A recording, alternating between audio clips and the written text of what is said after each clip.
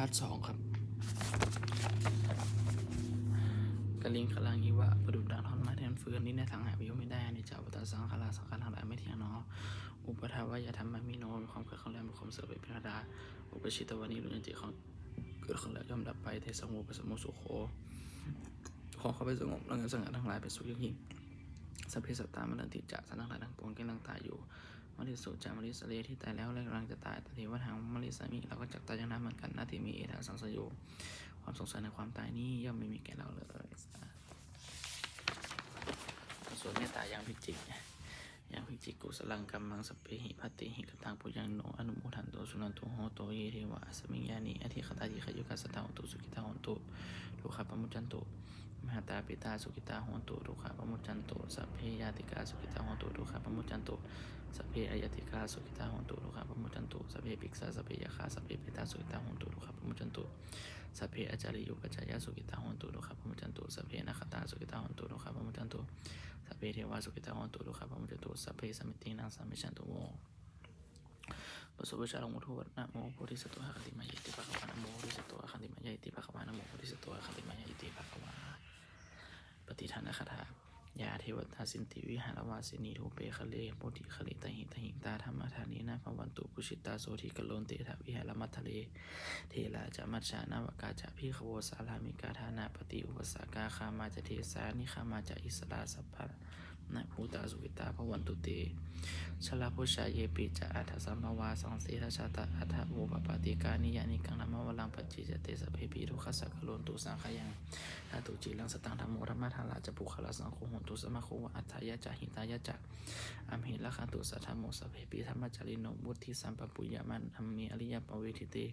ปัสสนาโหตุสเพปิปานิโนพุทธศาสนิสัมมาทาลังปเวชันโตกะเลเทโวปวัสตุวุธิภาวายสตนังสามิทางเนตุเมธนิงมาตาปิตาตาราชานิจังละคันตุพุทธกังเอวัมหาเมนะราชานุปชังละคันตุสัพพทา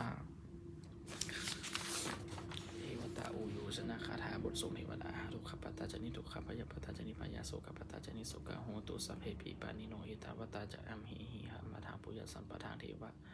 สัพเพเทวานุโมทันตุสัพพสัพปติสิทธิยาธานังทันตุสัทธายาสีลังละคันตุสัพพทาวาวานาพิรตาโหตุขจันตุเทวะคตาคตาสุมาคังคาถาโหตุสัพพังสุมาคังละคันตุสัพพเทวตาสัพพพุทธานุภาเวนะสุติโหตุนิรันตาลังโหตุสัพพังสุมาคังละคันตุสัพพเทวตาสัพพธรรมานุภาเวนะสุติโหตุนิรันตาลังโหตุสัพพังสุมาคังละคันตุสัพพเทวตาสัพพสังฆานุภาเวนะสุติโหตุนิรันตาลังสัพเพพุทธาปรปัตตาปัจเจกนันจะยังพลังอัตตาเตติชินะละคันพันมิสัพพโสสัพเพพุทธาปรปัตตาปัจเจกนันจะยังพลังอัตตานันจะติชินะละคันพันมิสัพพโสสัพเพพุทธาปรปัตตาปัจเจกนันจะยังพลังอัตตานันจะติชินะละคันพันมิสัพพโสสัพเพพุทธาปรปัตตาปัจเจกนันจะยังพลังอัตตานันจะติชินะละคันพันมิสัพพโสสัพเพพุทธาปรปัตตาปัจเจกนันจะยังพลังอัตตานันจะติชินะละคันพันมิสัพพโสสัพเพพุทธาปรปัตตาปัจเจกนันจะยังพลังอัตตานันจะติชินะละคันพันมิสัพพโสสัพเพพุทธาปรปัตตาปัจเจกนันจะยังพลังอัตตานันจะติชินะละคันพันมิสัพพโสสัพเพพุทธาปรปัตตาปัจเจกนันจะยังพลังอัตตานันจะติชินะละคันพันมิสัพพโสสัพเพพุทธาปรปัตตาปัจเจกนันจะยังพลังอัตตานันจะติชินะละคันพันมิสัพพโส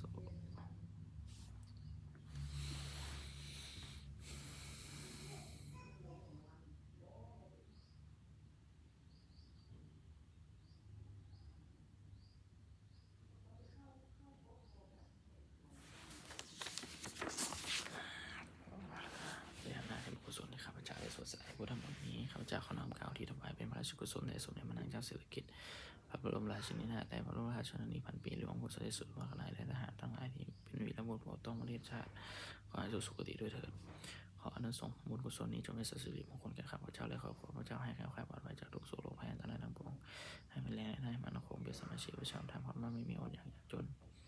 ขอญาติให้มีแก่ข้าพเจ้าและครอบครัวข้าพเจ้าขอให้ข้าพเจ้ามีสมาธิตั้งมั่นในทางคำสอนในองค์สมเด็จสัมมาสัมพุทธเจ้าดำรงอยู่ในความดีแดนตลอดกาลนานอิทาขอเทพเทวดาทั้งหลายผู้ในมวลมหาศาลทุกมุขสุดนี้โปรดเสียประสาทพรส่งอนุภาพมงคลไปสู่ประตูปวิตาพระสิทธิยาฝ่ายและแฝดเรารวมถึงวัตถุมงคลพวงสามสิ่งบริจาคสักคนให้เปลี่ยนด้วยพุทธานุภาพในวันพันธิธานว่าสันเสร็จน้อมให้เป็นสิริมงคลในผู้ของและผู้ชาติผู้การเถิด